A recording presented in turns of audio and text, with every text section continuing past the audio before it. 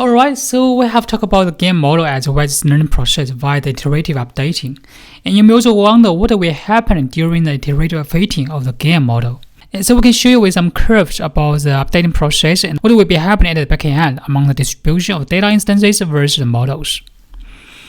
So let's assume we have some curves denoting the distribution of the data and the model as well as discriminator.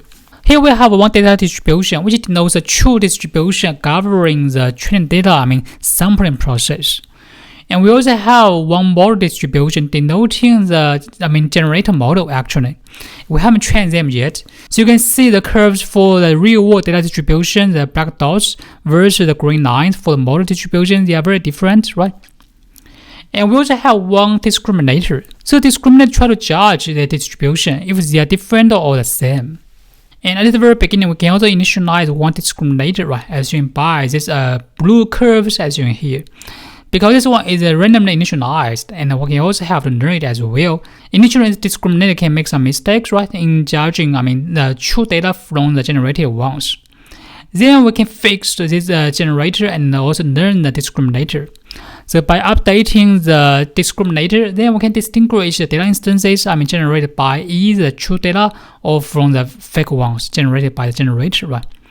So by learning the discriminator, we can see this part should be more like so by updating this discriminator, we can see the data instances in this region more like to be the true data instances. This part is more like to be the fake ones, right? Because these two curves, they are far away from each other. They are very easy to distinguish.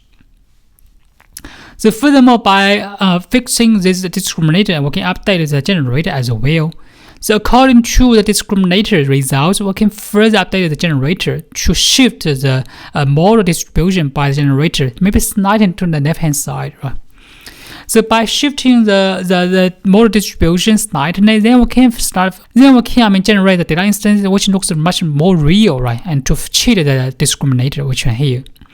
So by doing this process, I'm updating the discriminator and generator iteratively. Finally, we can have some distribution curves like this. The curve of the generator will be very similar or even exactly the same as the true data distribution. Also, the discriminator will not be able to distinguish them from each other, right? And there will be a flat line instead. Because for all instances, there is very hard for it to distinguish, right? Either real ones or fake ones. Then they can just do the random guess instead. So if we can achieve the stationary state, then finally we can learn a very good generator which can generate the data instance. It looks very real actually.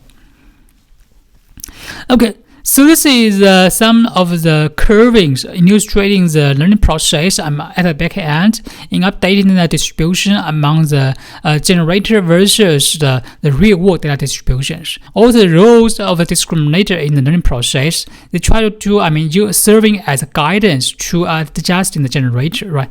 Similarly, the generator also serving as a guidance for the discriminator as well. And if we achieve the stationary state, finally we can learn a very good generator which can generate data instances very similar to real world data instances.